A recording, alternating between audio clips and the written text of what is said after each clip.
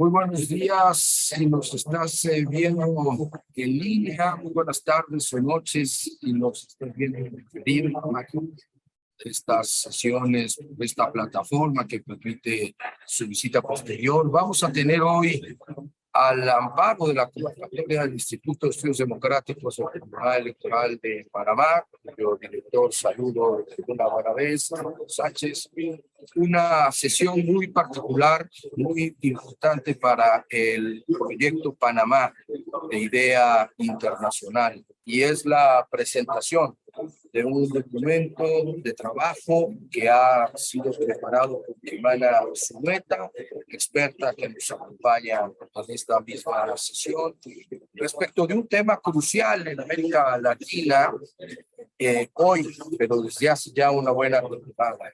¿Cómo es que fracasan los procesos constituyentes y qué podemos aprender de esos fracasos, evidentemente para evitarlos y conducir los procesos de reforma constituyente con el buen éxito que las democracias requieren y el replanteamiento de los problemas sociales exigen?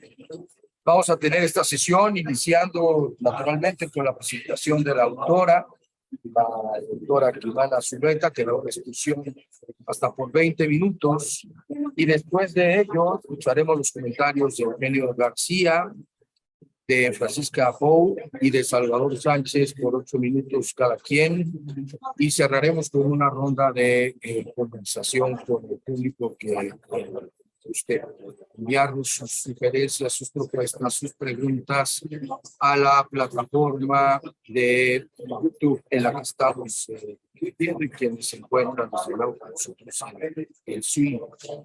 Bueno, voy a ir directo al punto. Yo le voy a decir a mis colegas cuando estemos a 2 minutos de que concluya su periodo, una seña que van a observar en el monitor interno de esta conversación, y para de tal suerte podamos terminar en un plazo aproximado de 1 hora y media. Bien, Kimana Zulueta, que es asesora senior en el programa de elaboración constitucional de idea internacional. Fue la jefa interina del programa desde octubre del 20 hasta diciembre del 21. Y anteriormente fue gerente en un proyecto constitucional, Jacob Hermano. Antes de comenzar su trabajo para nuestro Instituto Internacional IDEA, Kimana fue investigadora senior del Instituto Alemán para las Políticas de Desarrollo. Su trabajo se centra principalmente en los procesos de democratización y los procesos constitucionales que se desarrollan en territorios frágiles y aquellos afectados por el conflicto. Es doctora en Ciencia Política y Relaciones Internacionales por la Universidad Autónoma de Madrid. Kimana, te escuchamos por 20 minutos. Muchas gracias. Siempre es un placer tenerlo aquí. Muchas gracias, Carlos, y buenos días a Panamá. Y también muchas gracias tanto a Salvador como a Linet por la invitación. De hecho, con el Linet colaboramos ya hace unos años en un proyecto bien interesante aquí desde el programa de elaboración constitucional. Un proyecto que evaluaba la implementación de la Constitución panameña, y la idea de ese proyecto surgió precisamente tras el fracaso del proceso de reforma constitucional en Panamá en el año 2019. Y Panamá, por supuesto, no está sola en el hecho de que los intentos de reforma constitucional pues fracasen de vez en cuando, ¿no? Voy a tratar de compartir pantalla, a ver si puedo. ¿Me haces una señal, Carlos, si puedes ver mi presentación? Ok, perfecto. Bueno, y por supuesto estoy segura de que muchos de vosotros estáis siguiendo con mucho interés lo que está pasando en Chile, donde, como supongo que le escucharemos a Eugenio, la Constitución, como la panameña también, fue elaborada durante dictadura militar y a pesar de haber sido reformada realmente con relativa frecuencia y de manera bien significativa desde su adopción y particularmente en la transición, un significativo porcentaje, yo diría, de la población chilena aún sigue demandando o siguió demandando su reforma total. Por otra parte, quizá argumentaría que esas reformas parciales han constituido quizá un argumento para otros de que una reforma total era quizá innecesaria o quizá se podría considerar hacer esas otras reformas a través de enmiendas constitucionales. En fin, estamos ahora en el tercer acto de ese proceso y se verá en diciembre si hay final feliz o no, pero le escucharemos a Eugenio, me dice que no con la cabeza, pero le escucharemos a Eugenio después con mucha atención. Y la verdad es que tengo que decir que de todas formas Chile y otros casos bien llamativos de reforma constitucional fallida, como fue también el proceso de reforma constitucional en Islandia en el 2009, no forman parte en realidad del universo de casos que analizo como parte de la investigación que dio lugar a este papel que presento hoy día. Entonces, para situar el análisis, un poco es el resultado de un seminario anual que organizamos desde Idea Internacional en colaboración con la Universidad de Edimburgo sobre los procesos de elaboración constitucional en contextos frágiles y en contextos afectados pues por el conflicto y por la violencia, de manera que los ejemplos de los que se vale el papel pues incluyen contextos bien difíciles para la elaboración constitucional, países como Somalia, Libia, pero también contextos como Nepal, Kenia o Gambia, ¿no? Pero me gustaría explorar, quizá en la siguiente hora y media y a través de los tres comentaristas, si alguna de las dinámicas que pudieran contribuir en países con un alto grado de fragilidad al fracaso de los proyectos de reforma constitucional podrían, en determinados casos, ser generalizables o no a otros contextos más estables, como lo es Chile y como lo podría ser quizá también Panamá. En relación a México, quizá las razones para el fracaso de algunos proyectos, y estoy mirando a Chisca, algunos proyectos de reforma constitucional pudieran ser bien distintas a las descritas en el papel, pero será realmente interesante explorar esa comparativa entre países que están en un proceso de transición democrática con aquellos que están quizá más bien en un retroceso democrático. Entonces quizá debería comenzar por lo que debería quizás ser la primera pregunta, ¿no? ¿Cómo se define el fracaso de un proceso de reforma constitucional? Y en el papel lo defino realmente de manera más bien procedimental y hasta cierto punto restringida, en el sentido de que un proceso fracasa simplemente cuando no se logra adoptar una nueva constitución o una nueva enmienda constitucional dentro de un marco temporal previamente establecido. Pero querría hacer quizá una serie de advertencias. La primera sería la que puede haber siempre grupos que consideran el fracaso de un proceso un éxito, y sería el caso, por ejemplo, de los votantes chilenos que rechazaron el borrador de la Convención. También hay siempre grupos que consideran el éxito, el término de un proceso, un fracaso, quizá de manera más clara procesos constitucionales más autoritarios. Y esto puede ser o bien por desacuerdos en torno al proceso, como también por desacuerdos con el contenido del texto constitucional. Un segundo punto es que un proceso también puede fracasar a pesar de que el nuevo texto constitucional haya sido aprobado o ratificado, sobre todo en aquellos casos donde, por ejemplo, la Constitución o al completo o partes significativas del texto constitucional no se puedan o no se quieran implementar, ¿no? En el papel la verdad es que no trato con esas eventualidades, pero desde luego hay que tenerlas en cuenta. Y tercero, el hecho de que un proceso no llegue a un buen término en el marco temporal establecido no quiere decir que el proceso de reforma constitucional haya fracasado de manera absoluta.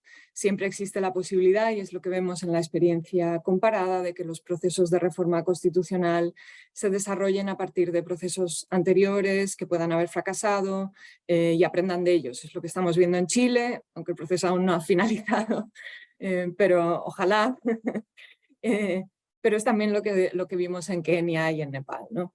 Y aunque a veces es difícil apuntar a las razones y a las modalidades del fracaso de estos procesos, yo creo que tratar de entender de manera, espero que relativamente sistemática, tanto las modalidades de fracaso como los factores que puedan contribuir al fracaso puede ser realmente importante, ¿no?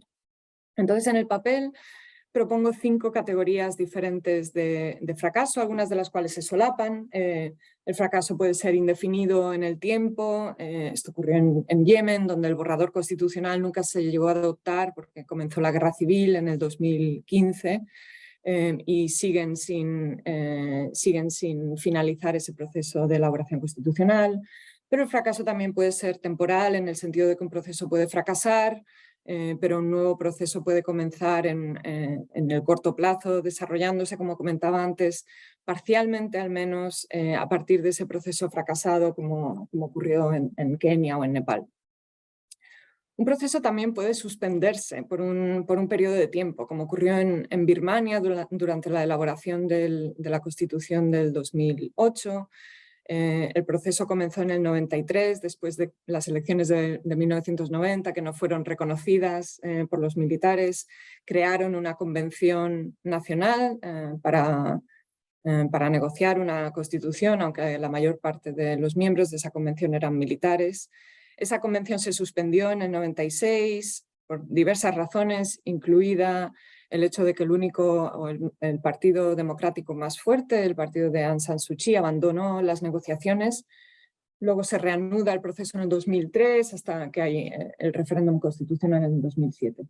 Y otro ejemplo podría ser, por ejemplo, Somalia, donde el proceso se ralentiza de tal manera que casi se para por completo a razón de la situación de inseguridad y de violencia con la que tenía que lidiar el gobierno central.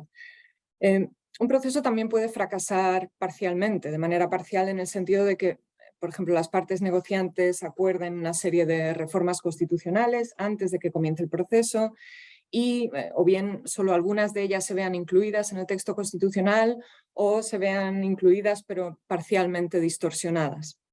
Y por último, las enmiendas constitucionales, por supuesto, también pueden fracasar, no necesariamente o no principalmente porque no exista una mayoría suficiente para adoptar las enmiendas, sino porque el proceso de enmienda, y esto es algo más estructural, el proceso de enmienda constitucional hace prácticamente imposible el superar o bien las mayorías dispuestas o superar otro tipo de obstáculos dispuestos en el proceso de enmienda.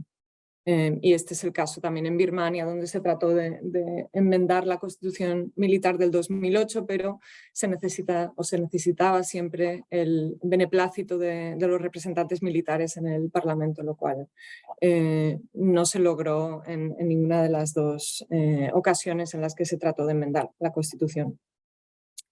Cuando miramos algunos de los procesos mencionados, se ve que existe una serie de factores ligados al mismo proceso constitucional que pudieran contribuir a que dichos procesos fracasen. Estos factores, como veremos, no son ni necesarios y menos aún de carácter suficiente, pero son factores que bajo determinadas circunstancias yo creo pueden tener un papel relativamente nefasto para el éxito de un proceso. Y me refiero a los siguientes 8 factores. El primero sería la fragmentación y la polarización entre los representantes de un órgano constituyente o entre los representantes políticos con una cierta responsabilidad en la elaboración constitucional.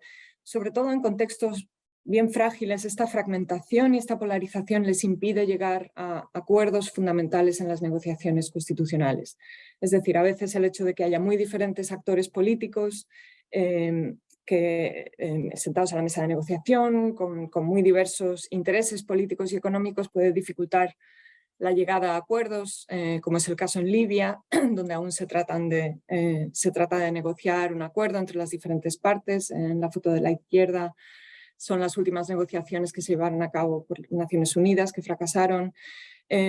Otras veces es suficiente que haya 2 grupos relativamente bien definidos, pero altamente polarizados, para dificultar esos acuerdos. En ocasión, ciertos grupos están formados por diferentes facciones y si no hay un acuerdo transversal entre las diferentes facciones, está el riesgo de que alguna de ellas se separe y cree otro movimiento político en contra del acuerdo, como ocurrió en las Filipinas, la foto de la derecha, en las negociaciones por una mayor autonomía de la región autónoma de Bangsamoro, en el sur. Relacionado a este primer factor está también la exclusión o la autoexclusión de determinadas élites políticas, que puede apuntar a su boicot del acuerdo y o bien a que fracase antes de ser adoptado o fracase poco después. Y Egipto sería un caso interesante, ¿no? Después de la caída de Mubarak en el 2011, Hay un proceso constitucional liderado y dominado por los islamistas que resulta en la Constitución de 2012, que se aprueba en un referéndum con muy poquita participación. Hay protestas por parte de la oposición en la foto y los militares pues, realizan un golpe de Estado y un nuevo proceso no menos excluyente que el justamente desarrollado por los islamistas y una nueva constitución en 2014. En este tipo de negociaciones y en ambientes políticos altamente polarizados, la desconfianza es común y puede llevar o bien al bloqueo inmediato de las negociaciones o bien al intento de definir en el texto constitucional asuntos que deberían ser regulados realmente por la legislación ordinaria en una especie de maximalismo constitucional. Y la relativa intransigencia en las negociaciones puede llevar realmente a retrasos en las negociaciones que a veces ponen en peligro el proceso de reforma constitucional al completo. Esto ocurrió en Nepal, donde diferentes actores no lograron ponerse de acuerdo, por ejemplo, en el número de provincias en las que se debía dividir el país, en la nueva estructura federal, y tuvieron que alargar la vida de esa asamblea constituyente. En principio debía vivir únicamente 2 años, se alargó hasta 4 años, hasta que la Corte Suprema la tuvo que disolver.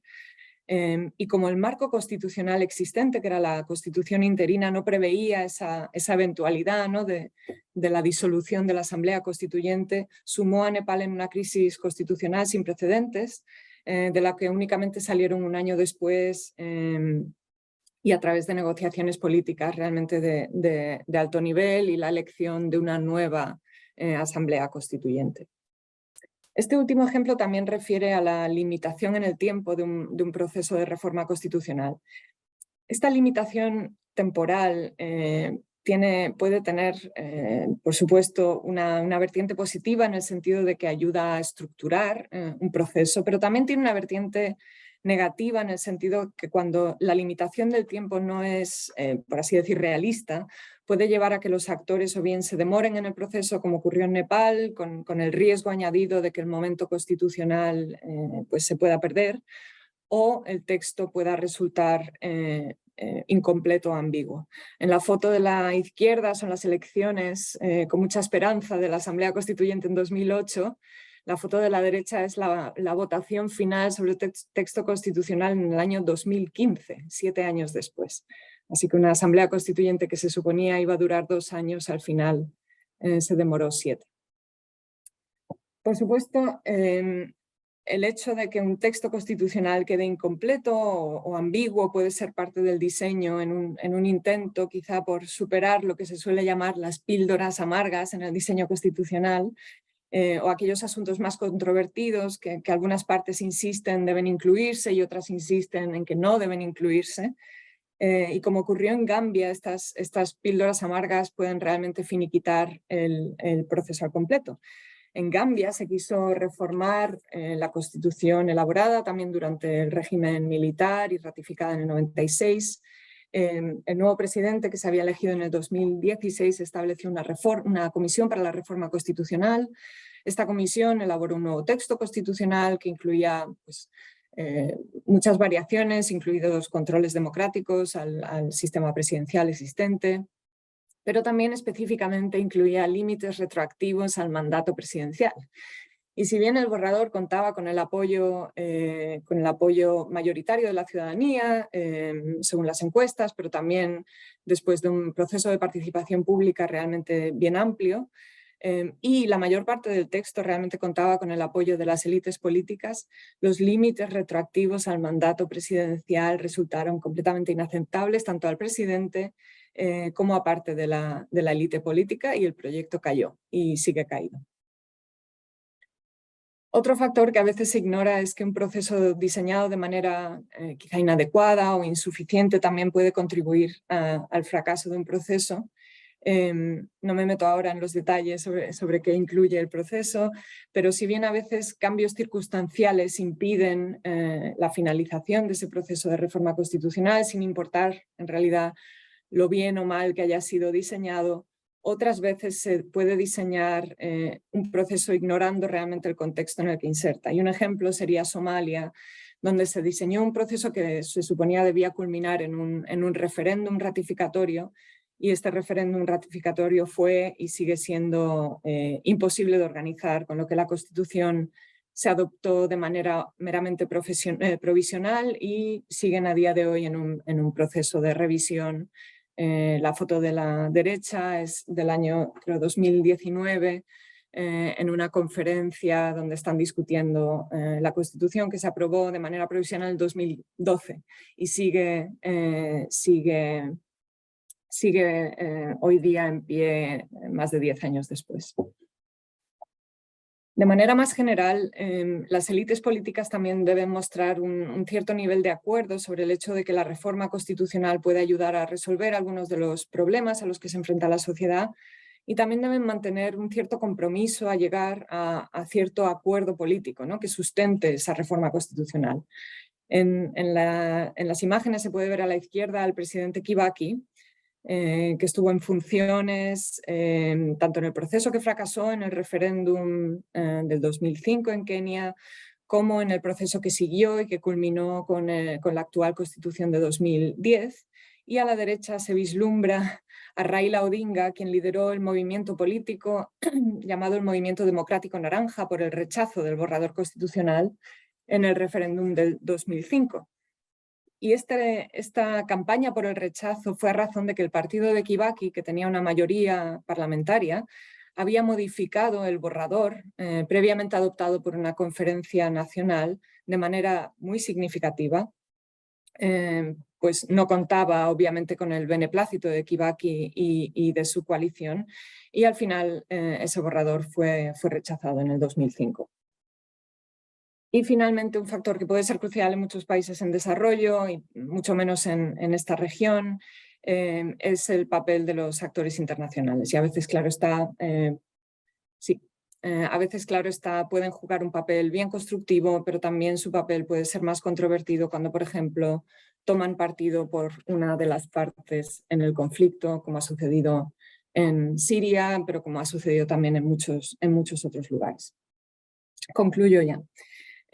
Yo diría que el fracaso de los procesos constitucionales a nivel global es realmente mucho más común de lo que se suele pensar, pero al mismo tiempo es un fenómeno al que no se le ha prestado demasiada atención y quizá por eso nosotros lo cogimos como tema para este papel. En mi presentación he tratado de demostrar toda una serie de factores que parcialmente pueden haber contribuido al fracaso de distintos procesos, pero al mismo tiempo prevenir que estos factores hagan fracasar un determinado proceso de reforma constitucional nunca es fácil. Primero porque con frecuencia el diseño del proceso se inserta en un contexto bien específico donde las opciones disponibles a nivel político, pero también a nivel legal, pueden ser limitadas, pero también porque al fin y al cabo hay que siempre hacer balance del impacto que puedan tener distintas intervenciones sobre distintos grupos, las relaciones entre ellos y al fin y al cabo sobre el éxito o el fracaso del proceso. En ese sentido, y como mencionaba al principio, me interesará mucho escuchar sobre los procesos de Chile, de Panamá, de México, también para ver si hay paralelos con esos estados que acabo de describir de tipo más frágil. Y lo dejo ahí agradeciendo nuevamente la invitación y la atención y muy atenta a los comentarios. Muchas gracias, Carlos. Muchas gracias, se ha podido ser la expresión experta de un documento que, como acabamos de escuchar, hace un recuento pormenorizado de las condiciones en las cuales los constituyentes por razones y también las experiencias que se obtienen de ella. En América Latina, lo dijo bien Kimana, nos dolemos mucho de esta circunstancia también, y quizá la que más te duele por cercanía, parece que depende de un hilo, es Chile, donde ahora nos parece que justo las fuerzas, a propósito de las élites que hablabas, que se oponían a la Constitución, no hoy las que tienen el mandato, al menos el moral de Eugenio García es profesor de la Facultad de Derecho de la Pontificia Universidad Católica de Chile y candidato a doctor en Derecho de la Universidad de Yale. Actualmente se desempeña como co-presidente del capítulo chileno de la Sociedad Internacional de Derecho Público y también forma parte del Council of Latin American and Iberian Studies de la Universidad de Yale. Y hoy forma parte de este panel. Le agradecemos mucho, Eugenio. Les recuerdo que estamos en YouTube y en Zoom, esperando sus preguntas. Muchas gracias, Carlos. Quisiera comenzar por agradecer la invitación del Tribunal Electoral y de IDEA Internacional a este interesante panel. Como muchos saben, en Chile estamos embarcados en un proceso constituyente en donde el cuadro que aparece atrás mío pareciera ser imposible más adecuado. Es un poema de William Edward Hickson, cuya uno de sus versos es "Once or twice you should".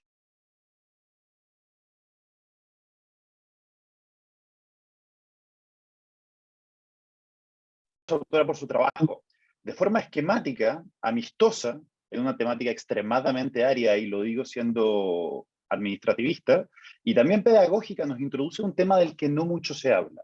¿Por qué fracasan los procesos constituyentes? Esos procesos son cada vez más comunes, como la autora en el comienzo de su texto.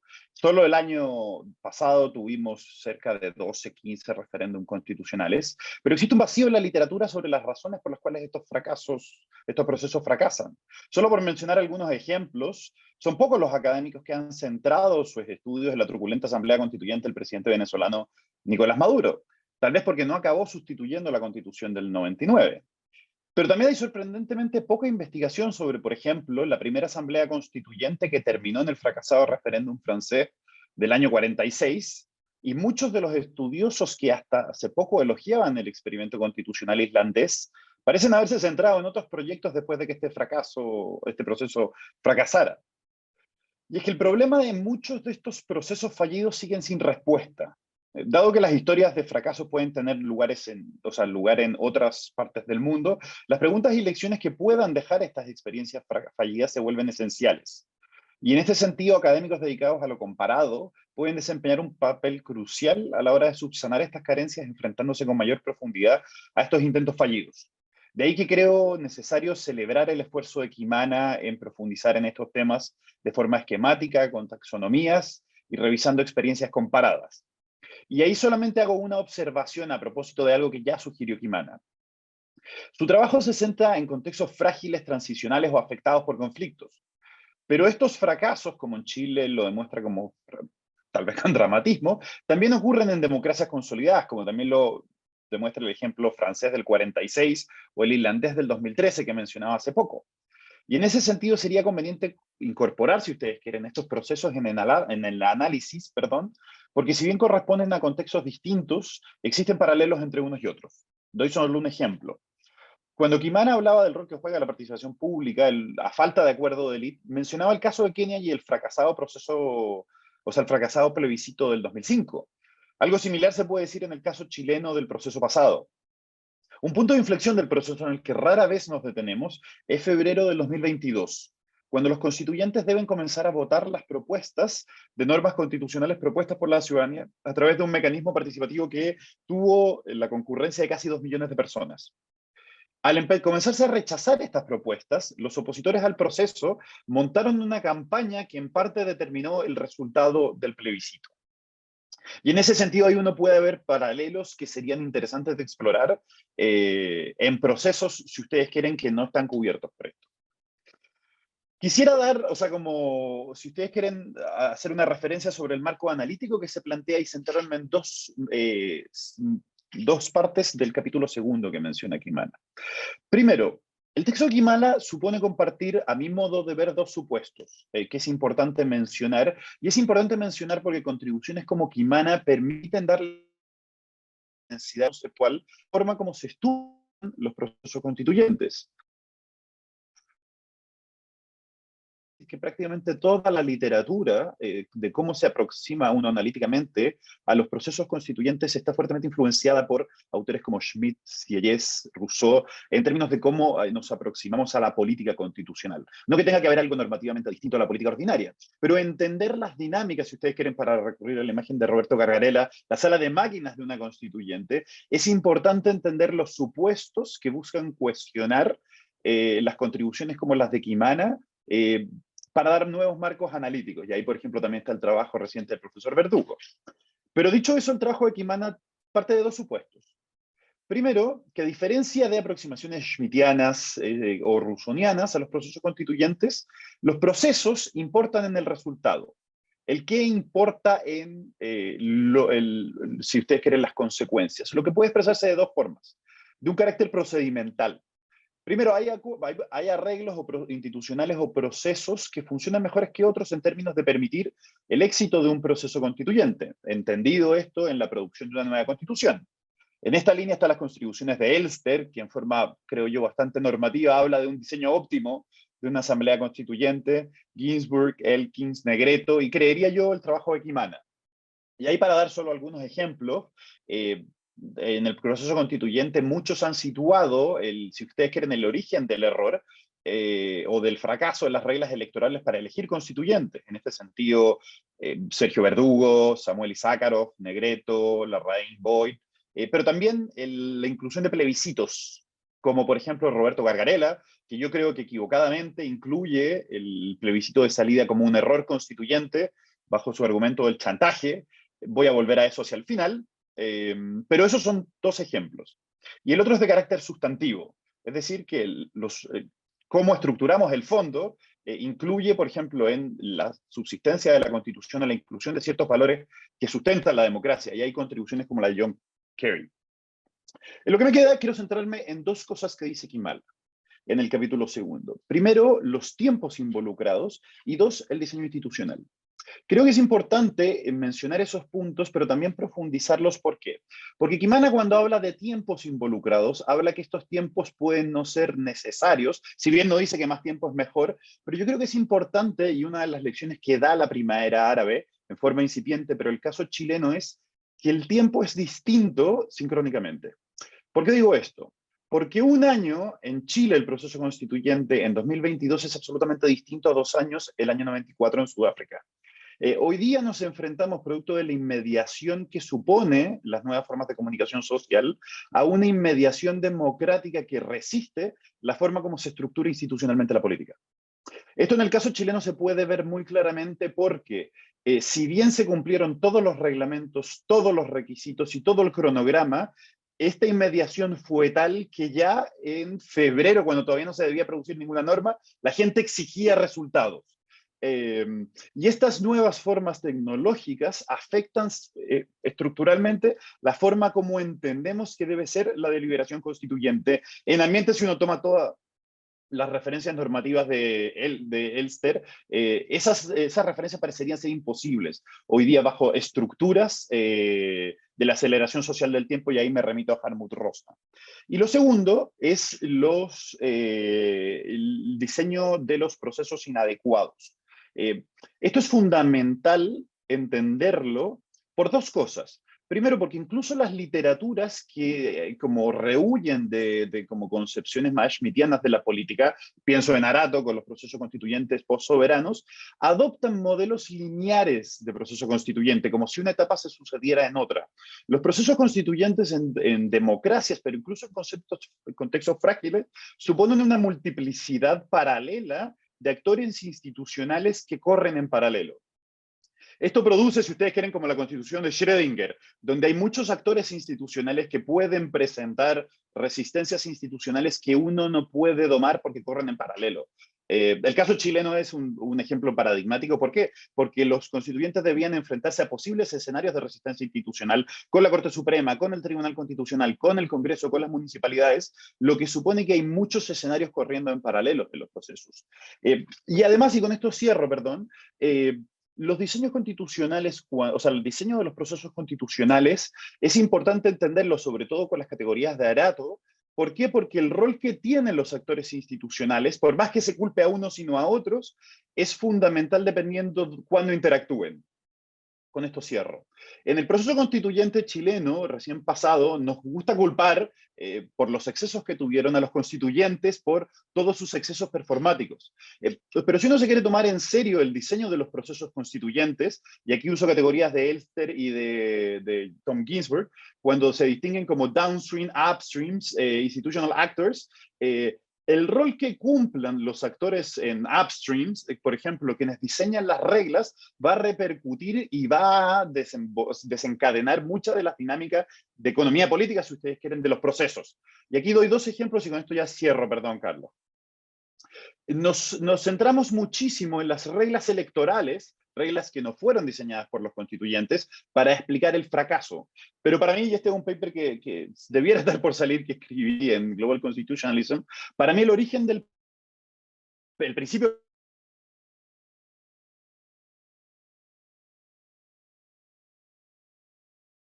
nunca hubo un modelo constituyente cerrado, donde las élites simplemente pusieron 2 modelos a competir en un plebiscito, y ese generó una polarización, o sea, como delegar la representación de las autoridades del diseño constituyente, si era una asamblea 100% electa, si tenía parlamentarios. Eso polarizó de tal forma el proceso constituyente, impidiendo la creación de consensos, que todo lo que vino después, las reglas electorales para complementar el acuerdo del 2019, los comportamientos de los constituyentes en el diseño del reglamento, y todo lo que vino después con el fracaso que ya sabemos, se explica en parte porque los upstreams institutional actors no fueron capaces de canalizar el proceso constituyente con reglas de diseño que permitieran generar consensos incrementales.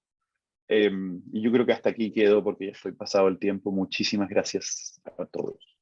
Gracias a ti, querido Eugenio. Y bueno, estamos teniendo algunas complicaciones de conexión y de audio. Qué pena, Kimana, pero mira, yo veo el letrero de Eugenio atrás. Inténtalo otra vez y vamos a seguir aquí. Aunque se suspendan un poco, se congelen las imágenes o el audio no nos ayude. Les recuerdo a nuestros amigos que estamos transmitiendo por YouTube, por la plataforma Zoom. Quien lo desee puede hacernos llegar sus preguntas, planteamientos por esa vía. También les recuerdo que estamos discutiendo el texto Cómo fracasan en los procesos de creación constitucional y qué lecciones podemos obtener de ello, de Kimana Zulueta. Texto que encuentran en la versión en inglés actual en la página web de Idea Internacional.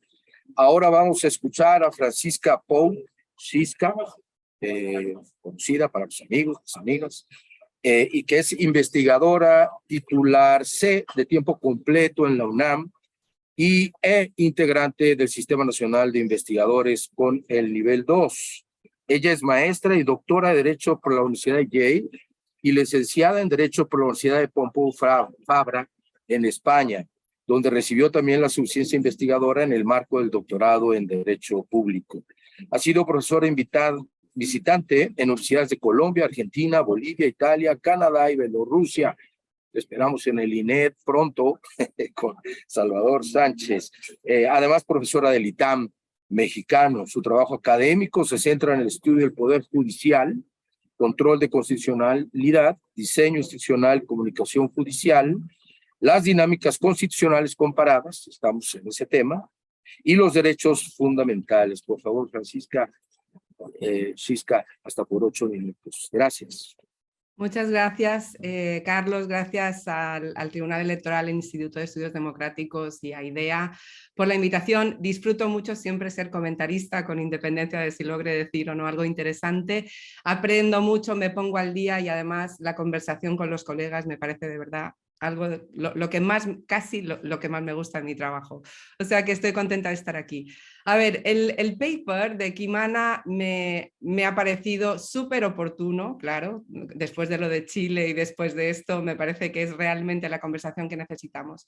Y muy eficaz realmente para ampliar todavía más nuestra imaginación conceptual en torno a los procesos constituyentes, ¿no? E instalar, como tú dices en el paper, una conversación y yo diría una agenda de investigación o un conjunto de agendas de investigación que parece que van a ser muy necesarias. años, ¿vale? Y entonces, si lo pensamos, todas estas agendas, este tema de conversación queda totalmente invisibilizado cuando nos acercamos a los procesos constituyentes, exclusivamente desde la genealogía de los autores que estaba mencionando Eugenia Oda, ¿no? Desde la teoría constitucional clásica, Schmitt, Sieyès y demás. En teoría constitucional entendemos, conceptualizamos el peso político y filosófico casi religioso del we the people hace que casi la idea del fracaso constituyente sea un non-starter, o sea, eso no existe, ¿no? Con lo cual estamos aquí de nuevo en uno de estos espacios en donde la unión de los debates de teoría constitucional con la ciencia política más empírica tiene un resultado maravilloso. Y no lo digo de modo retórico porque me parece que en otros campos la cosa no funciona tan bien, ¿vale? Yo a veces me desespero con las cosas sobre independencia judicial o sobre protección de derechos, en donde digo, esto es un guirigay. Y en cambio, en el campo de elaboración constitucional, me parece que tenemos este espacio común que nos ha enriquecido enormemente, como decía Eugenio, ¿no? Ahí está Elster en los 90, ¿no? Ahí estuvo después todo lo que ha hecho Tom y sus amigos y otros colegas en el campo de los estudios empíricos con casos grandes, con casos cuantitativos grandes. El paradigma, ¿no? Las cosas que hace Arato también con un componente pues, o Negreto más teórico, pero también en ese espacio interdisciplinar. Todo eso nos ha enriquecido mucho, pero si lo pensamos, todo eso son trabajos que me parece que se han centrado esencialmente en el éxito, de nuevo. O sea, no veo, ¿no? Coincido con Eugenio, yo no hasta hoy, hasta después de leer el paper, no había tenido delante una visión tan clara del fenómeno del fracaso constituyente, ¿vale?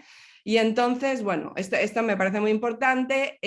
Por supuesto, todo el tiempo tenía Chile en mente, no lo puedo evitar, es lo que más conozco, pero Kimana, me ha encantado que efectivamente tú bases el estudio en todos esos otros casos. Creo que lo que menos he de comparado es Asia y África. Y entonces es interesantísimo, ¿no? Lo que tú decías, el potencial de ver, bueno, qué cosas comparativamente nos ayudan en todos los contextos, qué cosas no, pero en todo caso me encantó que los casos que usas pues son casos de los que yo sabía muy poco y por tanto aprendí. Entonces, bueno, brevemente algunos puntos más concretos y acabaré con una especie como de preguntas, ¿no? Por si queremos retomar alguna. Bueno, el primer punto del paper que me parece muy importante, más allá de instalar el tema y todo lo que he dicho, es el asunto de la definición del fracaso, ¿vale? En donde tú pones que en realidad aquí tenemos una fenomenología plural de fracaso y que algunas cosas en realidad son procesos, yo qué sé, procesos que tienen al final distintas fases, ¿no? Pero que a diferencia, esto me pareció interesante, a diferencia del modelo postsoberano de Arato, en donde, ¿verdad?, que parece que todo está diseñado para que sea así. O sea, el Chile al principio de los tiempos era una cosa medio Arato y ahora tenemos este berenjenal que tu frame nos permite entender, ¿sí? Y esa cosa intermedia que si no sabemos si es un fracaso o no, si es un éxito, en fin, toda esta tipología del fracaso o no fracaso, de lo interim, todo esto me parece súper interesante, igual que, por ejemplo, el proceso de paz de Colombia, ¿vale? Que es una reforma o lo que sea. Pues yo también me acuerdo que el día que fracasó el referéndum, yo pensé, bueno, ya está, o sea, aquí nos tiramos por el precipicio todos, y resulta que no, ¿vale? En fin, todo eso me parece ya desde el momento uno el paper muy interesante. Segundo, lo que pensé, lo que me llevó a pensar tu análisis es que quizá hay procesos que fracasan por cuestiones que no tienen nada que ver con el diseño del proceso, ¿no? O sea, yo creo que muchos de los casos de los que hablas son fracasos del proceso de democratización o son fracasos de la paz en un país. Y bueno, Eugenio también dijo algo de eso, creo que estamos también en la misma dirección. Yo lo que pensé es que valdría la pena hacer, yo creo, tipologías, ¿no? O sea, yo creo que hay por ejemplo, yo también pensé en el libro de Said Talali, ¿no? Sobre el Arab Constitutionalism y demás. Por ejemplo, en esos casos, ¿no? de estos países, parece que todo fue tan mal y fracasó porque no había un sistema de partidos políticos, o sea, no había un sistema de actores que el proceso exigía y que por el pasado autoritario militar de estos países. Entonces, quizá ahí con independencia de cómo tú lo diseñes, todo va a estar overdetermined por otras cosas. O yo también pensaba en la literatura de los 90 sobre highly divided societies. ¿Se acuerdan? Yo, ex-Yugoslavia, democracias que hay que diseñarlas consociacionales. A ver, hay cosas que pueden ir por otro lado, ¿no? Y que la cosa no va a avanzar por cosas que no tienen que ver con el diseño. Y después tenemos estos casos, que Eugenio decía que puede ser que esos sean los casos en donde la sociedad ya es democrática, no lo sé, pero sí que parece que hay un subgrupo de casos en donde sí que el proceso mismo es lo que explica al final si avanza la cosa o no avanza o qué es lo que tenemos, ¿no? Y entonces, bueno, me parece que en este segundo plano, que en el fondo tú después sitúas el paper más bien en este segundo plano, pues claro, tú después nos das todo este mapa de factores de riesgo, fragmentación y polarización excesiva, insuficiente inclusión de élites, falta de confianza, bueno, en fin, no lo voy a repetir, pero tiempo, retrasos, píldoras venenosas, tal, y haces una serie de recomendaciones, ¿vale? Pero justo me llamó la atención que la mayor parte de las recomendaciones, y estoy completamente de acuerdo en lo que haces. A ver, cuando tú identificas los factores de riesgo, hay muchas cosas que tienen que ver sobre los actores. 2 minutos, ¿vale? Vale. Que tienen que ver sobre los actores, ¿no? Y que es como la parte de la política del momento. Y ahí es muy difícil dar recomendaciones, ¿estás de acuerdo? Desde una posición académica. Ahí sí que, bueno, si están muy polarizados, pues qué pena, si tenemos este berenjenal político de Chile, qué pena, ¿no? Pero efectivamente no es raro que tú al final ahí no des tantas recomendaciones, porque no hay tanto por decir, más allá del estudio del contexto, no es que no se pueda decir, pero que hay que estudiar el contexto.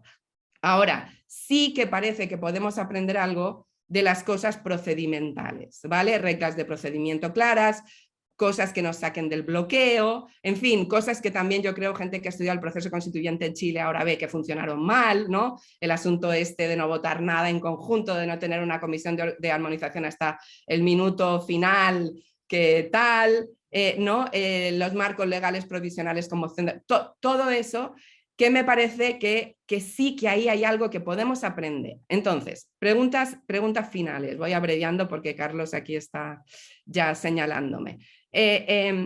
A ver, yo creo, como tú, que hay cosas decantables, tanto para el caso de estos países como yo ahora pensando en Chile, también pensando, ¿no?, en lo que han dicho los estudiosos del proceso de Chile. Ahora bien, ¿cómo diseñamos? ¿Qué hacemos? Eso es interesante para IDEA.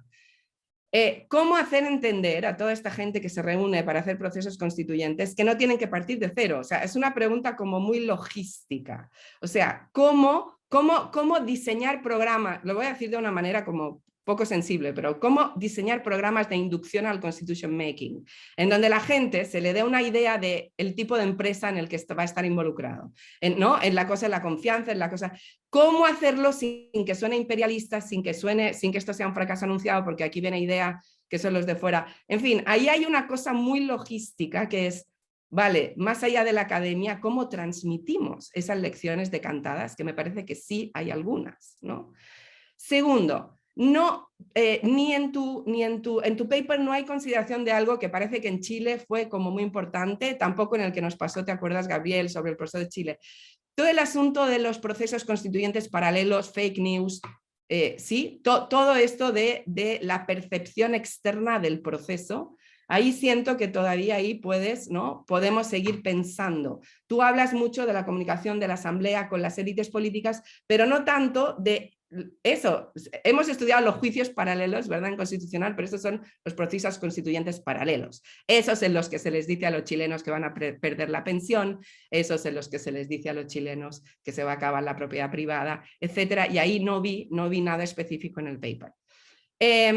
Tercero, no hay...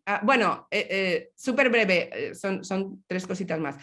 Esto no me parece muy importante, pero lo quiero decir porque cuando visité el constituyente chileno esto como que me chocó mucho. Factores de arquitectura y locación. A ver, no sé, también hay ahí alguna cosa... A mí me sorprendió que en Chile nunca estaban reunidos todos en la misma sala, Eugenio, no sé si estoy mal, pero eso me contaron. Y estaban todos como en 3 cosas y la mitad por Zoom. Yo esto... En fin, hay ciertas cosas de localización, calma, arquitectura, de cómo construir confianza que tampoco lo dejaría fuera. 3, consideración de factores culturales. Ya sé que a nosotros no nos gusta lo cultural, con razón, nosotros vamos al diseño institucional, somos, ¿no?, abogados, politólogos.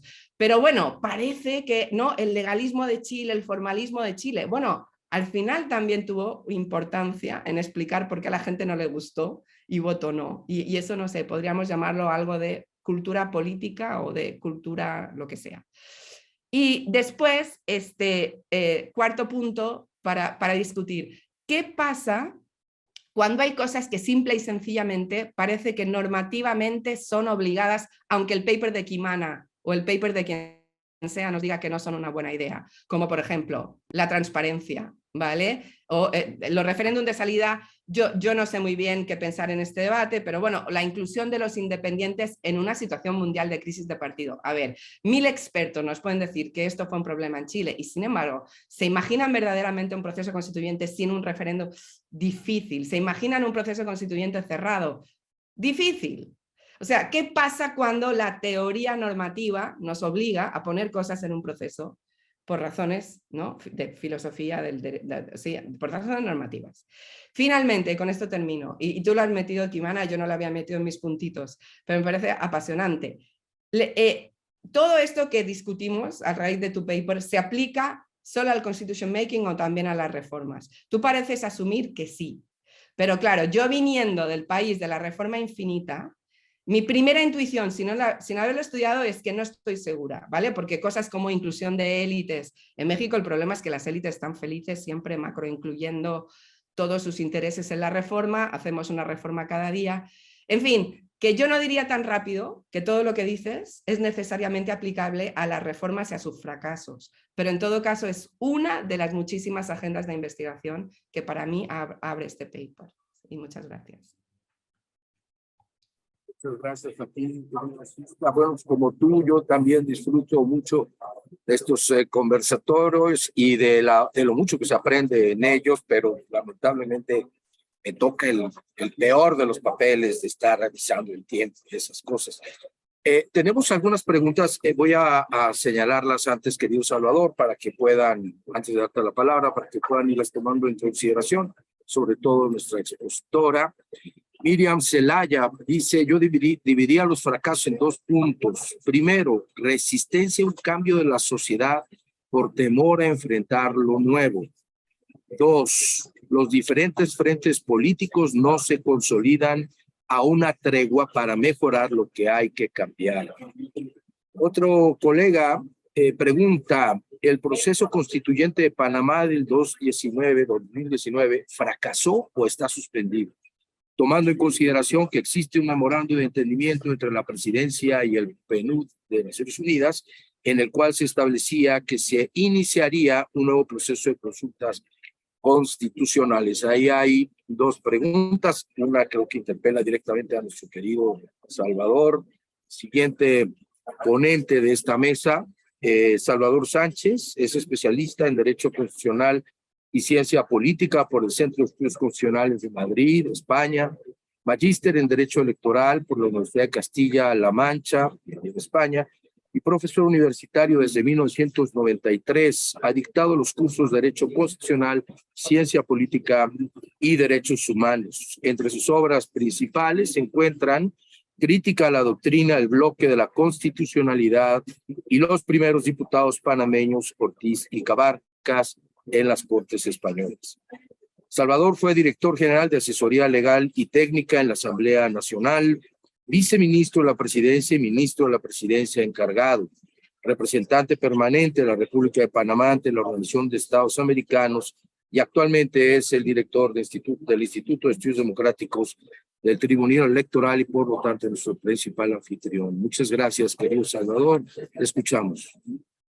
Muchísimas gracias, Carlos. Muchas gracias a todos los miembros de la mesa principal y particularmente a Kimana, que nos ha brindado esta tremenda oportunidad de prácticamente inaugurar una reflexión que inevitablemente es global, viniendo de idea internacional, sobre el fracaso de los procesos constituyentes y de reforma constitucional. Efectivamente, para nosotros en Panamá es interesantísimo este enmarque teórico del problema del fracaso constitucional, porque también tenemos una práctica tanto de reformas exitosas como fracasadas, y nada más pensar en el periodo democrático más reciente, en el año 92, fracasó un referéndum de reforma constitucional, en el año 98 también fracasó otro proceso de reforma a través de un referéndum que fue rechazado. En el 2012 decía que hay múltiples procesos de reforma constitucional que no han terminado exitosamente, y el último de ellos en el 2019, que es el más reciente, pero probablemente podríamos identificar algunos otros porque efectivamente durante el periodo democrático ha ocurrido varias veces. Entonces, la herramienta que nos brinda Kimana me parece valiosísima y me gustaría interactuar con ella desde el punto de vista también del mismo marco.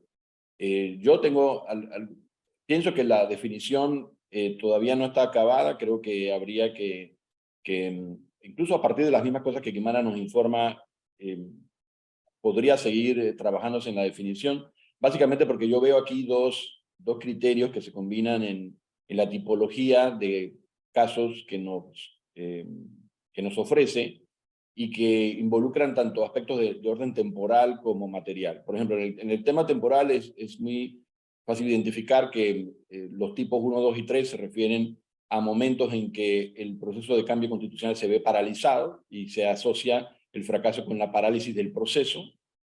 Y los puntos número 4 y 5, los tipos 4 y 5 se refieren sobre todo a los resultados, a los productos, si los productos son definitivamente desechados o o incluso siendo aprobados que no son eficaces, es decir, una condición que se adopta pero formalmente, pero que luego no se ve en la práctica ejecutada o se ve formalmente suspendida o cancelada, y el caso del éxito parcial o del fracaso parcial cuando se está tratando de reconocer la existencia del texto que se había propuesto, una parte sobrevive y otra parte no. Bueno, como vemos, ahí hay dos criterios que confluyen y casi me imagino un cuadro donde se puedan ver con claridad esos dos criterios aplicados a esta tipología. Y por tanto la definición tendría que ser suficientemente amplia como para servir de paraguas a todos los tipos.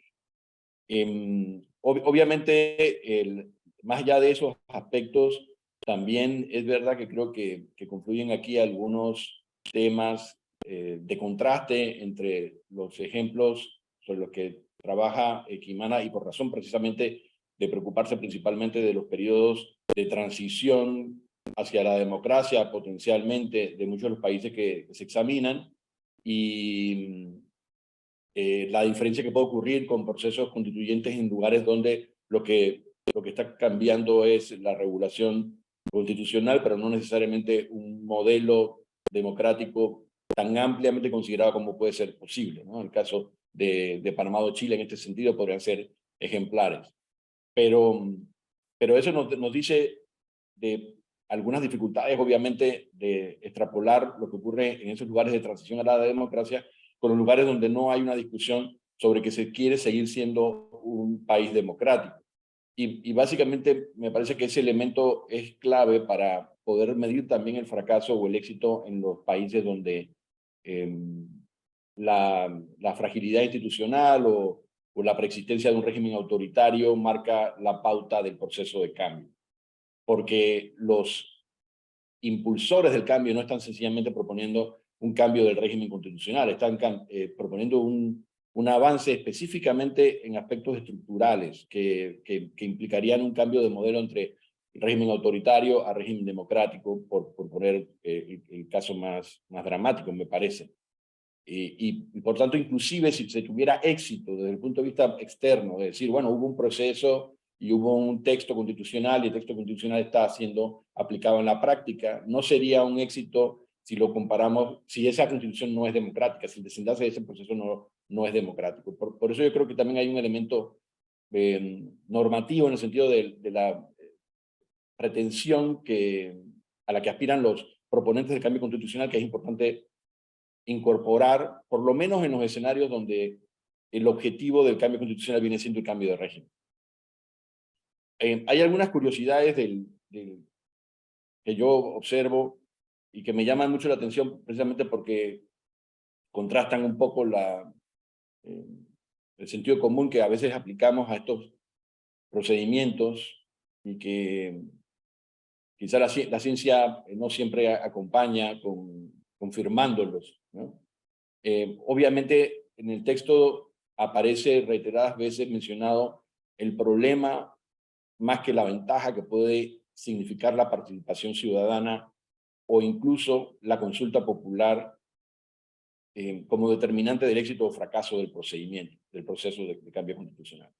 En alguna parte la frase que se utiliza en el texto es que no hay señales para indicar que la falta de participación ciudadana sea determinante para el fracaso del proceso de cambio constitucional. Eso llama mucho la atención porque efectivamente el mantra que predicamos siempre es de que los procesos, gracias, sí, el mantra que predicamos es que el proceso constituyente tiene que ser obviamente participativo si queremos establecer una democracia y que la legitimidad del producto en gran medida nace de que el proceso de construcción de la nueva realidad constitucional sea no solo establecedora de instancias democráticas, sino el mismo proceso de construcción constitucional, el proceso participativo. Eso llama mucho la atención e inclusive en algunos de los casos se menciona que la amenaza de realizar un referéndum sirve como un estímulo para llegar a acuerdos en el escenario del debate constituyente entre las élites. Bueno, obviamente venimos de una tradición donde pese al debate actual, que me mencionó Gargarella, por supuesto, en ese escenario de lo insuficiente que resulta el referéndum como un instrumento de toma de decisiones o el déficit deliberativo que tiene el referéndum como una herramienta para afirmar el consenso social a raíz de un cambio constitucional. Bueno, todo eso es cierto, pero al mismo tiempo, como lo decía Chisca, venimos de una larga tradición donde la introducción de mecanismos de ratificación popular era el parámetro con el cual uno decía, bueno, esta constitución no ha sido sencillamente un acuerdo de élite, sino que ha habido una participación popular.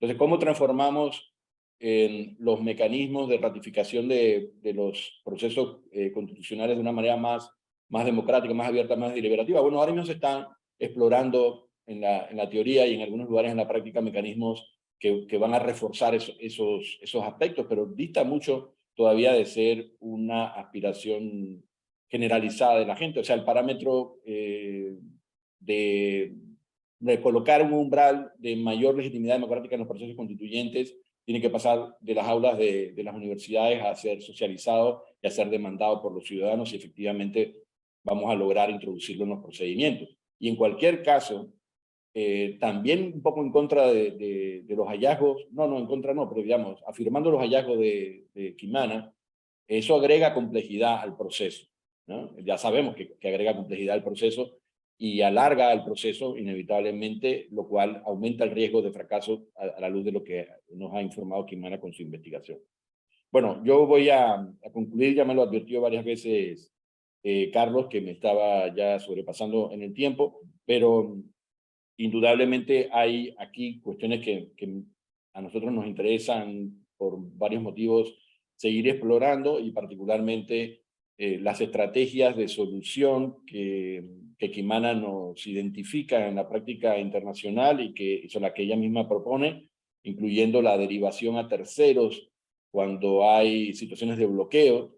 Eso para nosotros resulta interesantísimo poder explorarlo y ver cómo los diseños constitucionales de cambio pues, pueden realmente canalizar este tipo de mecanismos. Y ya para concluir, efectivamente hay unas ciertas dificultades con trasladar algunas de estas cosas al proceso de reforma, porque el proceso de reforma está muy reglado y tendremos que hacer algunos malabares, entre ellos quizá como hizo Chile, pues hacer un proceso de reforma previo para poder introducir la nueva institucionalidad que luego tendríamos que aplicar. Pero bueno, eso está dentro de lo que históricamente se ha aprobado y que probablemente en el futuro también volvamos a ver. Muchísimas gracias. Muchísimas gracias, querido Salvador. Bueno, tenemos un poco más de 20 minutos para la segunda parte de nuestra conversación. He leído las 3 comentarios, preguntas que tenemos en el grupo aquí en el Zoom. Entiendo por nuestros colegas del INED que no hay otras aportaciones en la plataforma YouTube, les convocamos a hacerlo. También he visto que nos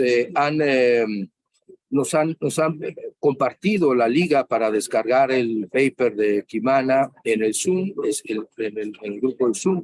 Espero que lo mismo podamos hacer en el YouTube para que quienes así lo deseen puedan conocerlo. Bueno, Elidia Camargo nos está diciendo aquí, en el caso de Panamá pareciera existir una gran ambigüedad entre lo que sería un diseño teórico del proceso constitucional, confundido con parches de reformas, a marco dogmático cerrado. ¿Qué participación popular puede haber dentro de semejante camisa de fuerza? Bueno, motivante reflexión. Kimana, te escuchamos a ti primero, si te parece, y después a nuestros colegas. Sí, muchas gracias, Carlos. La verdad es que tengo tantos apuntes que no sé ni por dónde empezar, pero igual comenzamos una conversación de verdad y quizá me centro en 3 de las preguntas que he recibido. Una por parte de Chisca sobre qué tipo de asistencia podemos proporcionar, porque es algo muy cercano a Idea Internacional, ¿no? ¿Qué tipo de asistencia podemos proporcionar a esos órganos constituyentes antes de que comiencen su labor de elaboración constitucional, ¿no?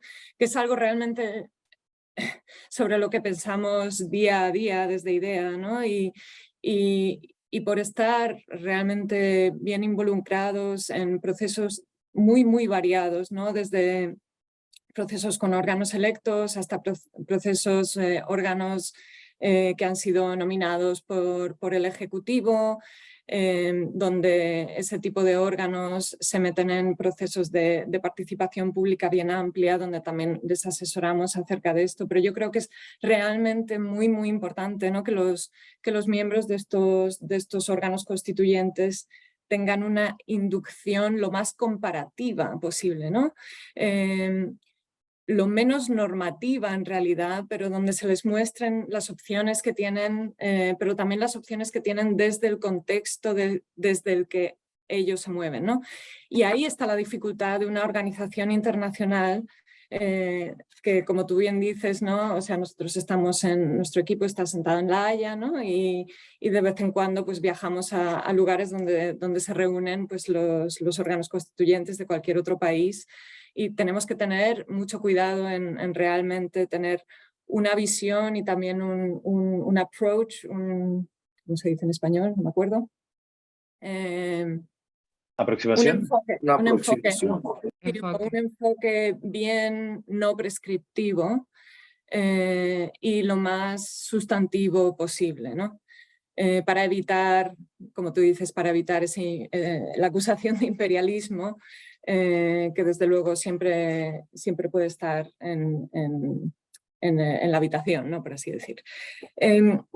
La otra cosa que me parece muy interesante también el comentario que acaba de hacer Salvador sobre participación pública. Yo creo que en el papel me centro más en esa área de la participación pública que son las consultas públicas.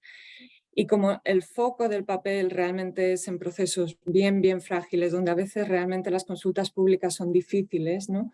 Y me estoy refiriendo a casos bien extremos, ¿no? Como Somalia o Yemen o Libia, donde realmente los procesos de consulta pública son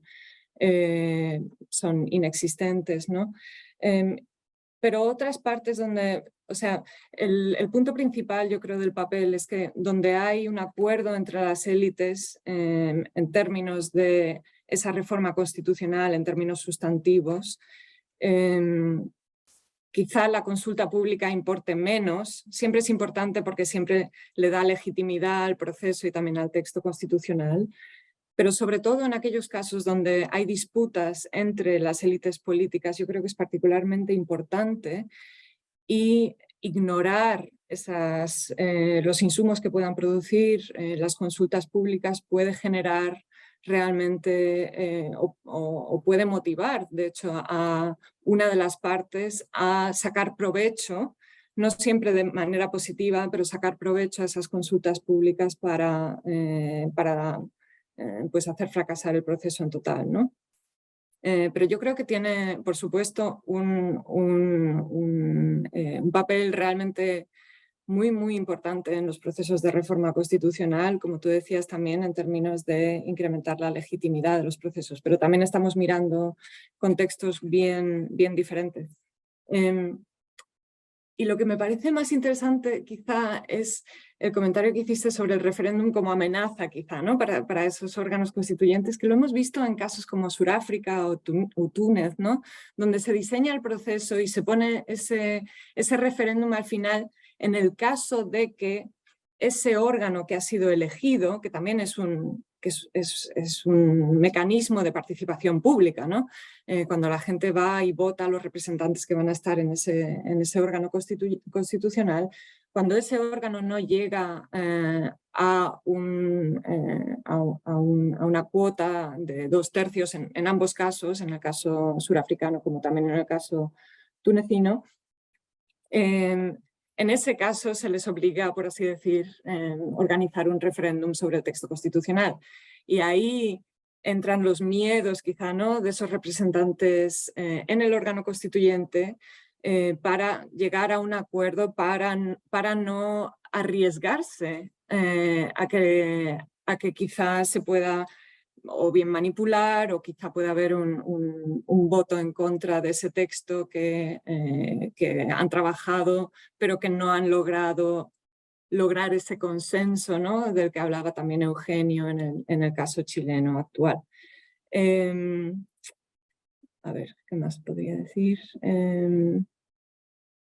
Quizá respondo a las dos preguntas que han hecho los dos participantes en el Q&A. Una que me parece, la segunda quizá empiezo. El proceso de Panamá es un fracaso, una suspensión. Bueno, en realidad le resultaría más fácil a Salvador igual responder esa pregunta, pero para mí yo creo que la definición del fracaso es lo suficientemente amplia como para poder recoger, o sea, el fracaso nunca es absoluto, como ya decía en la presentación también, ¿no? Es decir, cuando un proceso fracasa en un momento no quiere decir que en otro momento no se pueda construir a partir de un texto o del proceso que haya fracasado y poder llegar a un éxito posterior. Sí, quizá lo dejo ahí porque llevo hablando mucho tiempo y quiero también escuchar a los demás. Y no tenemos demasiado tiempo tampoco. Muchas gracias, Imana, desde luego muy puntual. Tus respuestas, sus comentarios. Vamos a abrir una última ronda, 3 minutos, por favor, para los que nos quieran cerrar y cerramos. Si les parece bien, en el mismo orden en que estuvimos participando, Shista, por favor. Primero Eugenio, ¿no?, que hable un poco más de Chile o de lo que quiera él. Bueno, adelante, esto es una asamblea democrática, así que podemos romper el orden preestablecido por mucho. Adelante, Eugenio, por favor, 3 minutitos. Qué lástima, pues yo siempre prefiero escuchar al resto, no aprendo nunca de lo que yo hablo. Pero los procesos constituyentes tienen, y por eso uno sigue recurriendo a Schmitt, sigue recurriendo a Sieyès, tienen una cantidad de contradicciones conceptuales que yo creo que solo se pueden explicar a partir de teoría de juego. O sea, esto es como tal vez el ejemplo más claro del equilibrio de Nash, de cómo encontrar soluciones en actores no cooperativos. Y en ese sentido creo que el paper de Quimana toca 2 elementos centrales. Y a propósito de lo de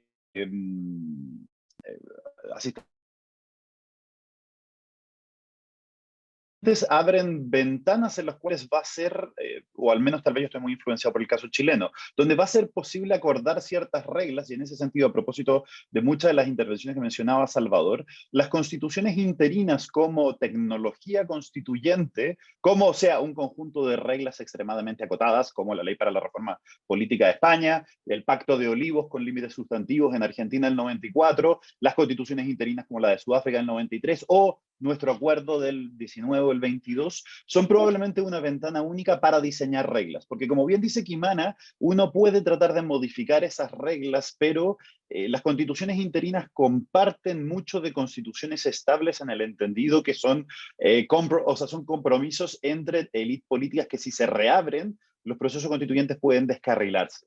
El caso chileno es tal vez un excelente ejemplo como reformas complementarias posteriores al acuerdo, reformas complementarias que tal vez uno comparte y celebra, como la paridad, los escaños reservados, desarticularon la capacidad o el self-enforcement capacity que tuvo ese acuerdo de ser una constitución interina. Y eso lleva a dos cosas que creo que son muy importantes. Uno, que Kimana lo dice en el texto, pero creo que uno debería enfatizarlo, que al final del día los procesos constituyentes son voluntad política, buena voluntad, capacidad de diálogo y renuncias recíprocas. Y todo, si ustedes quieren, como la literatura de los últimos 20 años que ha tratado de aportar soluciones trasplantables a otras experiencias, son comparaciones sincrónicas históricas con todas las limitaciones que eso tiene y la imposibilidad de verificar contrafactuales, pero permiten a organismos internacionales, y ahí el rol fundamental que tiene IDEA y otras organizaciones, que cuando se abre esa ventana, que suele ser en momentos de caos, que suele ser en momentos de violencia, y que uno, sobre todo las élites políticas, tienen muy poco margen para reaccionar, ellos aportan algo invaluable, que es no partir de cero, a propósito de lo que decía Chica. Y lo digo como un actor relativamente involucrado en el proceso. Como mucha de la literatura se basa en experiencias particularistas, historias bonitas, es fundamental el apoyo que puede dar instituciones como IDEAS. ¿Por qué? Porque a propósito de lo que decía Salvador del referéndum, y con esto me callo, diseñar un proceso, yo al menos como lo entiendo, diseñar estos pactos o constituciones interinas es como jugar a arquitectura. Los referéndums para mí, y yo no me manejo la literatura de ciencia política, son elementos accesorios a los procesos. Yo primero tengo que definir el modelo constituyente central, que fue tal vez el origen del fracaso del proceso constituyente chileno. De ahí mi importancia que yo le asigno al plebiscito de entrada, que polarizó a las élites, y sobre esa base yo voy construyendo otros mecanismos, y de ahí que, por ejemplo, el referéndum va a ser menos importante si yo tengo un mini-public, que si yo tengo una asamblea electa al estilo como tradicional, y como esas variables que son muy difíciles de ponderar en un momento donde además yo hablo aquí desde mis aproximaciones al institucionalismo histórico. Todos los países creemos que somos tremendamente excepcionales cuando discutimos estas cosas y somos casi como lo de excepcionalismo norteamericano. Y eso es mentira. O sea, hay prácticas que funcionan mejores que otras. Y cuando hacemos esas combinaciones es fundamental tener presente la experiencia comparada. Y yo creo que lo dejo ahí. Muchas gracias. Muchísimas gracias a ti, Eugenio. Qué pena tener que estar insistiendo en el tiempo. Pero hay que hacerlo. Alguien tiene que hacerlo. La ventaja es que estas conversaciones quedan en la nube o como se llame de YouTube y podemos regresar a ellas para estudiarlas más detenidamente. Chisca, estamos pendientes de tus 3 minutos. Sí, yo también me parece muy interesante pensar todo esto de lo interino, de los acuerdos.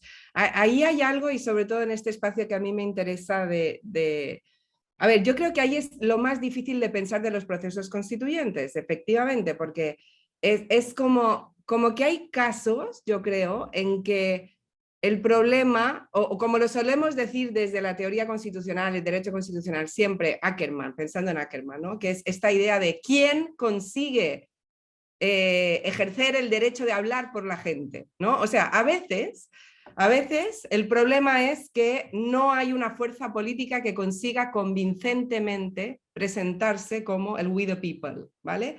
Y en otros, y eso, y por ejemplo, o sea, Correa lo consiguió en Ecuador, ¿vale? O lo consiguió Evo, o sea, hay procesos en los que una fuerza política, o lo que cuenta Ackerman de los 3 momentos en Estados Unidos, en que ciertas cosas políticamente hacen que que tenga éxito esta idea de que está hablando el pueblo, ¿no?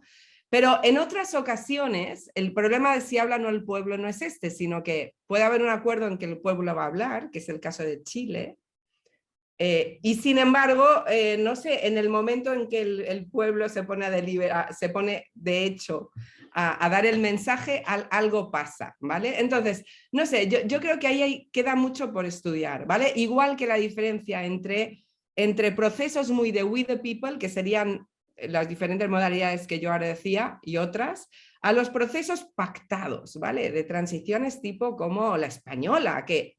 O sea, que eso es otra cosa y que la elaboración constitucional sí que es una cosa que se monta, que no es la idea de we the people hablando, sino que es la idea pues, de una transición pactada entre los partidarios de muchos regímenes, ¿no? O sea, algo completamente diferente a lo de Chile, porque Chile será una sociedad dividida políticamente, pero no es eso, ¿vale? No es una cosa en que está el régimen anterior y el de ahora.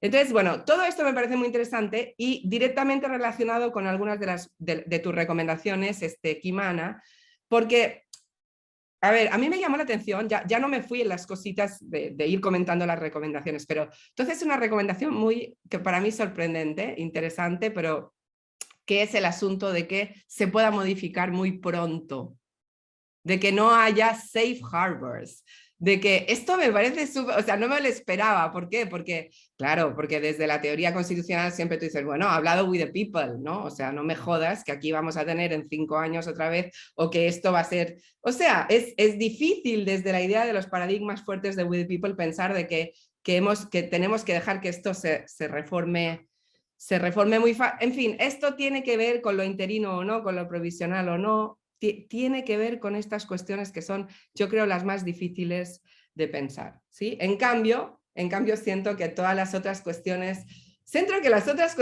de cómo, del asunto del reglamento, del asunto, esas realmente es una pena. A ver, yo perdón, pero el proceso chileno, de nuevo, no me quiero meter mucho, pero la cantidad de tiempo que perdieron con esos reglamentos, que tenían que ser todos perfectos, que había casi una inversión identitaria, que tenía que ser el reglamento constituyente más feminista, más pro lo que sea. Perdieron una cantidad de tiempo en eso, después, escapándose cuestiones fundamentales del deciding together, ¿vale? Que al final tuvieron un costo político muy fuerte, que esas cuestiones... Ahí parece que es una pena que se tengan que empezar procesos que no partan de ese aprendizaje, ¿no? Esta cosa de qué cosas son muy fáciles y qué cosas son muy difíciles desde el análisis académico. Pero bueno, vamos con Salvador, que tiene cosas que decir de Panamá que a la audiencia le interesan y a nosotros también. Bueno, la verdad es que da pie el tema para muchas otras conferencias. Yo paso por lo que mencionaba Eugenio de la construcción de los sujetos que participan del proceso constituyente y un poco a partir de la experiencia chilena de quienes hicieron el pacto y luego cómo las nuevas reglas electorales transformaron la composición de los actores relevantes dentro de la Convención Constituyente. Esas cosas son determinantes. Cuando uno se plantea, bueno, qué tipo de constitución se está elaborando, sea una impuesta por una mayoría abrumadora sobre la cual existe un gran consenso, como decía Chisca, en el caso de algunos momentos históricos de América Latina, donde no hay ninguna duda sobre cuál es la fuerza de la marea y quién encabeza esa marea. Bueno, lo que ocurre es que a lo largo de todo el proceso esos voceros son los mismos y se puede sostener en el tiempo el impulso transformador. Pero cuando las reglas electorales se modifican en el camino y luego el sujeto a cargo del proceso de cambio es distinto de aquel que había hecho el pacto, o por lo menos la configuración de fuerza es muy diferente, es difícil darle continuidad a los acuerdos o, por ejemplo, no sorprenderse ante desenlaces inesperados, ¿no? Yo creo que eso es importante porque efectivamente la disposición al diálogo se puede perder cuando hay una impresión falsa o verdadera de ser el vocero del pueblo. Nosotros somos el pueblo y realmente es una impresión quizá fugaz o parcial apenas, ¿no? Con el desenlace trágico de que efectivamente luego el proceso no arriba a puerto. A mí me recuerda un poco también, y yo creo que es vinculable, por lo menos en los escenarios que mencionaba Kimana, de institucionalidad frágil o búsqueda de paz o de fundación o refundación nacional, la literatura de principios de los 90 sobre transición a la democracia, porque si usted ve en el trabajo, por ejemplo, de Alfred Stepan sobre cómo los sistemas de partidos previos al régimen autoritario se pueden parecer o no a los sistemas de partidos con posterioridad a la transición democrática o que lideran el tránsito hacia la democracia, efectivamente los desenlaces son diferentes. El sujeto que impulsa el proceso tiene que tener algún tipo de permanencia en el tiempo para que el ciclo desde la convocatoria al cambio constitucional hasta el desenlace de la aplicación de una nueva constitución con éxito se sostenga, ¿no? A mí me parece que eso sin duda no tiene que ver tanto con bueno, tiene que ver obviamente con el diseño institucional, porque la participación de esos actores está enmarcada ahí, pero requiere que casuísticamente prestemos mucha atención al contexto social y político en el que nos hallamos, aplicando esta teoría sobre constitución de Sieyès y Smith para abajo, ¿no? Efectivamente, porque requieren contextualización. Muchas gracias, querido Salvador. Bueno, vamos a escuchar a Kimana para cerrar, si les parece. Yo tenía 5 minutos asignados en el programa, lo cedo, encantado la vida a Kimana. Por cierto, tenemos una pregunta, querida Kimana, en el YouTube de Shirley Santana. Dice, ¿qué aspectos son necesarios tomar en cuenta para iniciar un proceso constituyente originario? Es casi una pregunta como para reiniciar todo el webinar, pero creo que puede ayudarte a retomar, si así lo juzgas conveniente, tus lecciones aprendidas. Lo que yo he aprendido hoy es que hay distintas maneras de procesar una iniciativa de reforma o de proclamación constitucional, y también hay distintas maneras de hacer que fracase. Pero sobre todo hay la posibilidad de, aún esa diversidad, encontrar claves similares al menos, que ayuden a tener lecciones aprendidas y un caminito un poquito más estable. Te escuchamos, querida Kimana, y bueno, yo haré los agradecimientos en caso después de ti. Muchas gracias. Gracias, Carlos. Tengo un minuto en ese caso, ¿no? Pero yo creo que ya has respondido de manera excelente a la pregunta que ha sido formulada. A mí me interesa mucho esa contraposición entre el we, the people, y el acuerdo entre las élites. Y yo creo que en las investigaciones que llevamos a cabo en estados realmente de altos niveles de fragilidad y afectados por conflicto, por violencia, yo creo que esa distinción no existe, esa distinción entre el we, the people, y es por eso por lo que hay que permitir, yo creo, las enmiendas a esas constituciones una vez que hayan sido adoptadas, porque la posibilidad de que esas constituciones se adopten con una serie de ambigüedades, con una serie de contradicciones también, y con un desconocimiento realmente sobre cómo esos textos constitucionales se vayan a implementar, igual porque antes, porque el marco constitucional anterior pudiera haber sido autoritario o pudiera haber sido muy, muy diferente al nuevo marco constitucional, se debe permitir esa flexibilidad también a los actores para cambiar esa constitución después de que haya sido adoptada. Me ha parecido una conversación súper interesante. La verdad es que quedan horas para discutir, Carlos. Yo querría agradecer por mi parte a los 3 comentaristas, a Chisca, a Eugenio y a Salvador, por sus comentarios, porque la verdad es que me han también incentivado a pensar un poco más y un poco más en profundidad también sobre los vínculos entre los fracasos de procesos constitucionales en estados con alto nivel de fragilidad, pero después también en estados que ya son democracias consolidadas, pero sin embargo donde la población o quizá las élites políticas estén en una discusión profunda sobre un cambio estructural, institucional, pero no solo institucional, también en términos de derechos, y sabemos que esta es una conversación muy diaria ahora en Chile, ¿no? Con la discusión sobre cómo formular los derechos sociales y económicos, cómo formularlos de una manera que también esa constitución se convierta en una constitución, por así decir, de todos los chilenos, ¿no? Y la dificultad está siempre en encontrar esas vías de consenso y al mismo tiempo en traducir esas vías que las élites políticas encuentran para llegar a un consenso y traducirlas a un apoyo por parte de la población hacia ese texto constitucional, ¿no? Lo interesante del caso chileno es que no solo se tiene un órgano constituyente elegido, sino también un referéndum, que no solo es un referéndum normal de tipo voluntario, es un referéndum de voto obligatorio. Y esto crea ciertas dificultades también, ¿no? En el sentido de que sí se tiene que llegar a un acuerdo, pero también se tiene que vender ese acuerdo, se tiene que convencer a la ciudadanía de que ese acuerdo al que se ha llegado va a responder de una manera aceptable, si no suficiente, a los ciudadanos del país. Así que con eso lo dejo. Muchas gracias, Carlos. No, al contrario, muchísimas gracias a ti, gracias Eugenio, a Xiska, a Salvador y sobre todo a quienes están siguiendo, 55 colegas en la plataforma de Zoom y otros tantos en YouTube que seguramente crecerán con visitas posteriores.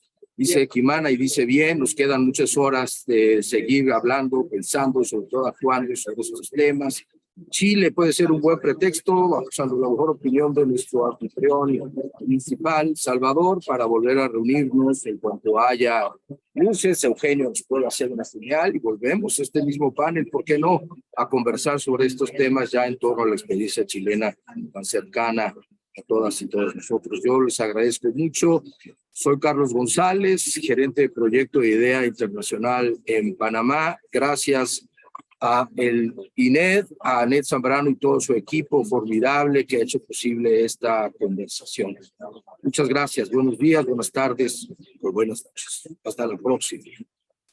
Hasta luego, gracias. Chao. Gracias, muchas gracias. Pues sí, se ve bien. Felicidades, Ana.